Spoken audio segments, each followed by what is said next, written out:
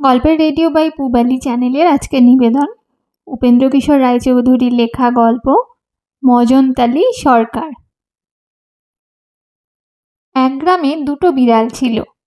তার একটা থাকতো গোয়ালাদের বাড়িতে, সে খেত দই, দুধ, ছানা, মাখন আর সর। আর একটা থাকতো জেলেদের বাড়িতে, সে খেত খালি ঠ্যাঙার বাড়ি আর লাঠি। গোয়ালাদের বিড়ালটা খুব মোটা ছিল আর সে বুক ফুলিয়ে চলতো। জেলেদের বিড়ালটার গায়ে খালি চামড়া আর হাড় কখানি ছিল। সে চলতে গেলে চলতো আর ভাবতো, কেমন করে গোয়ালাদের বিড়ালের মতো মোটা হব।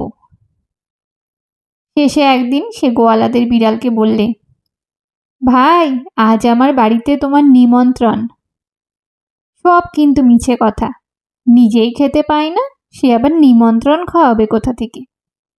সে ভেবেছে, গোয়ালাদের বিড়াল আমাদের বাড়ি এলেই আমার মতন ঠ্যাঙা খাবে আর মরে যাবে, তারপর আমি গোয়ালাদের বাড়িতে গিয়ে থাকব। যে কথা সেই কাজ। গোয়ালাদের বিড়াল জেলেদের বাড়িতে আসতেই জেলেরা বললে, ওই রে, গোয়ালাদের সেই দুধ খেকো চোর বিড়ালটা এসেছে, আমাদের মাছ খেয়ে শেষ করবে, মার বেটাকে। বলে তারা তাকে এমনই ঠ্যাঙালে যে বেচারা তাতে মরেই গেল। রোগা বিড়াল তো জানতই যে এমনই হবে। সে তার আগেই গোয়ালাদের বাড়ি গিয়ে উপস্থিত হয়েছে। সেখানে খুব করে ক্ষীর সর খেয়ে দেখতে দেখতে সে মোটা হয়ে গেল। তখন আর সে অন্য বিড়ালদের সঙ্গে কথা কয় না, আর নাম জিজ্ঞেস করলে বলে, মজনতালি সরকার। একদিন মজনতালি সরকার কাগজ কলম নিয়ে বেড়াতে বেরোলো। বেড়াতে বেড়াতে সে বনের ভিতর গিয়ে দেখলো যে 3টি বাঘের ছানা খেলা করছে। সে তাদের 3 তারা দিয়ে বলল, এইও খাজনা দে। বাঘের ছানাগুলো তার কাগজ কলম দেখে আর ধমক খেয়ে বড্ড ভয় পেয়ে গেল। তাই তারা তাড়াতাড়ি তাদের মায়ের কাছে গিয়ে বললে, ও মা, শিগগিরই এসো, দেখো এটা কি এসেছে আর কি বলছে। বাঘিনী তাদের কথা শুনে এসে বললে, তুমি কে বাছা, কোত্থেকে এলে, কি চাও? মজনতালি বললে, আমি রাজার বাড়ির সরকার, আমার নাম মজনতালি। তোরা যে আমাদের রাজার জায়গায় থাকিস, তার খাজনা কই, খাজনা দে। বাঘিনী বললে, খাজনা কাকে বলে তা তো আমি জানি নে। আমরা খালি বনে থাকি, আর কেউ এলে তাকে ধরে খাই। তুমি না হয় একটু বসো, বাঘ আসুক। তখন মজনতালি একটা উঁচু গাছের তলায় বসে চারিদিকে উঁকি মেরে দেখতে লাগলো। খানিক বাদেই সে দেখলো ওই বাঘ আসছে। তখন সে তাড়াতাড়ি কাগজ কলম রেখে একেবারে গাছের আগায় গিয়ে উঠল। বাঘ আসতেই তো বাঘিনী তার কাছে সব কথা বলে দিয়েছে। আর বাঘের যে কি রাগ হয়েছে কি বলবো।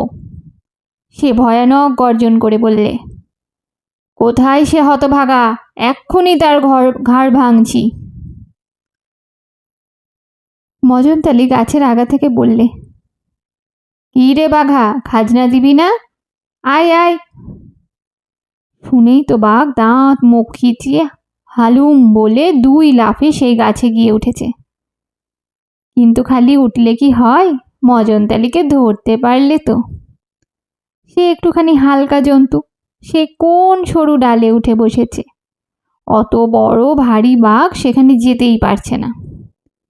না পেরে রেগে মেগে বেটা দিয়েছে 1 লাফ, অমনি পাহড়কে গিয়েছে পড়তে গিয়ে 2 ডালের মাঝখানে মাথা আটকে তার ঘাড় ভেঙে প্রাণ বেরিয়ে গিয়েছে। তা দেখে মজনতালি ছুটে এসে তার নাকে 3-4টে আঁচড় দিয়ে বাঘিনীকে ডেকে বললে, এই দেখ কি করেছি, আমার সামনে বেয়াদবি। এসব দেখে শুনে তো ভয়ে বাঘিনী বেচারির প্রাণ উড়ে গেল। সে হাত জোর করে বললে, দোহাই মজনতালি মশাই, আমাদের প্রাণে মারবেন না, আমরা আপনার চাকর হয়ে থাকব। তাতে মজনতালি বললে, আচ্ছা তবে থাক, ভালো করে কাজকর্ম করিস আর আমাকে খুব ভালো খেতে দিস। সেই থেকে মজনতালি বাঘিনীদের বাড়িতেই থাকে, খুব করে খায় আর বাঘিনীর ছানাগুলির ঘাড়ে চড়ে বেড়ায়। সে বেচারার তার ভয়ে একেবারে জড়সড় হয়ে থাকে, আর তাকে মনে করে না জানি কত বড় লোক।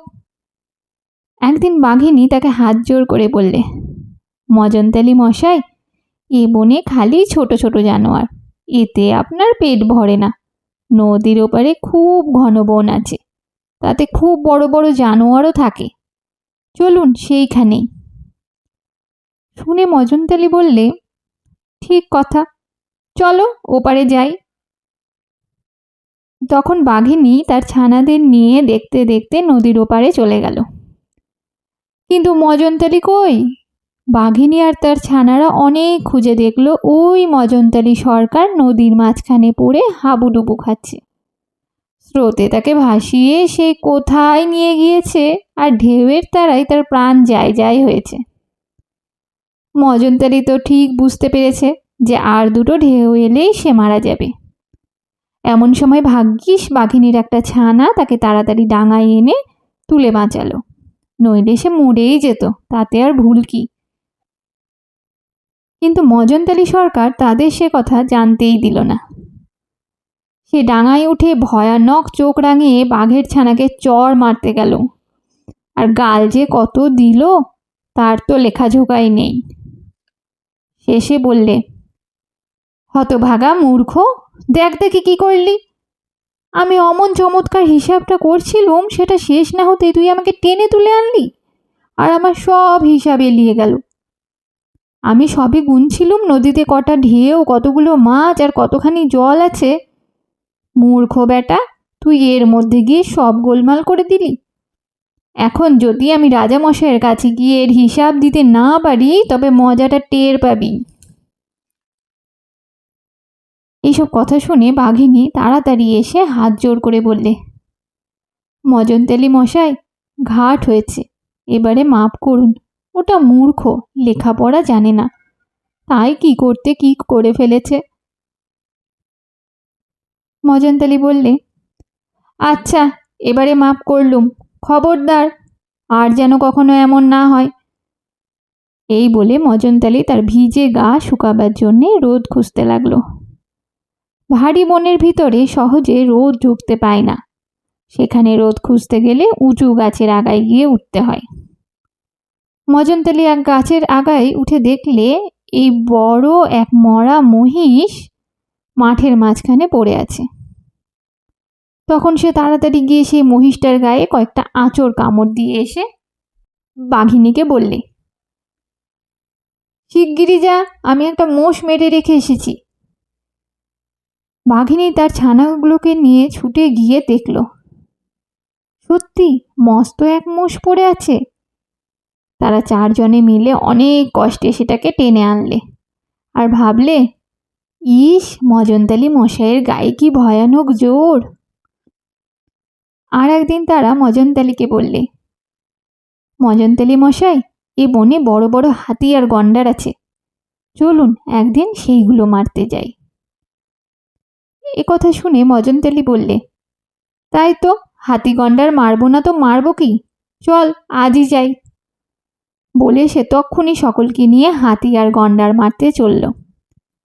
যেতে যেতে বাঘিনী তাকে জিজ্ঞেস করলে, মজনতালি মশাই, আপনি খাপে থাকবেন না ঝাঁপে থাকবেন? খাপে থাকবার মানে কি? না জন্তু এলে তাকে ধরে মারবার জন্য চুপ করে গুড়ি মেরে বসে থাকা। আর ঝাঁপে থাকবার মানে হচ্ছে বনের ভিতরে গিয়ে ঝাঁপাঝাঁপি করে জন্তু তাড়িয়ে আনা। মজনতালি ভাবলে, আমার তাড়ায় আর কোন জন্তু ভয় পাবে। তাই সে বললে, আমি ঝাঁপিয়ে যেসব জন্তু পাঠাবো তা কি তোরা মারতে পারিস? তোরা ঝাঁপে যা, আমি খাপে থাকি। বাঘিনী বললে, তাই তো, সেসব ভয়ানক জন্তু কি আমরা মারতে পারবো? চল বাছারা, আমরা ঝাঁপে যাই। এই বলে বাঘিনী তার ছানাগুলোকে নিয়ে বনের অন্য ধারে গিয়ে ভয়ানক হালুম হালুম করে জানোয়ারদের তাড়াতে লাগলো। মজনতালি জানোয়ারদের ডাক শুনে একটা গাছের তলায় বসে ভয়ে কাঁপতে লাগলো। খানিক বাদে একটা সজারু সরসর করে সেই দিক পানে ছুটে এসেছে। আর মজনতালি তাকে দেখে মা গো বলে সেই গাছের একটু শিকড়ের তলায় গিয়ে লুকিয়েছে। এমন এ সময় একটা হাতি সেইখান দিয়ে চলে গেল। সেই হাতির একটা পায়ের এক পাশ সেই শিকড়ের উপর পড়েছিল। তাতেই মজনতালির পেট ফেটে গিয়ে বেচারার প্রাণ যায় আর কি। অনেক ঝাঁপাঝাঁপি করে বাঘেরা ভাবল মজনতালি মশাই না জানি এতক্ষণে কত জন্তু মেরেছেন, চল একবার দেখে আসি। তারা এসে মজনতালির দশা দেখে বললে, হায় হায় মজনতালি মশাইয়ের কি হলো? মজনতালি বললে, আর কি হবে, তোরা যেসব ছোট ছোট জানোয়ার পাঠিয়েছিলি দেখে হাসতে হাসতে আমার পেটই ফেটে গিয়েছে। এই বলে মজনতালি মরে গেল।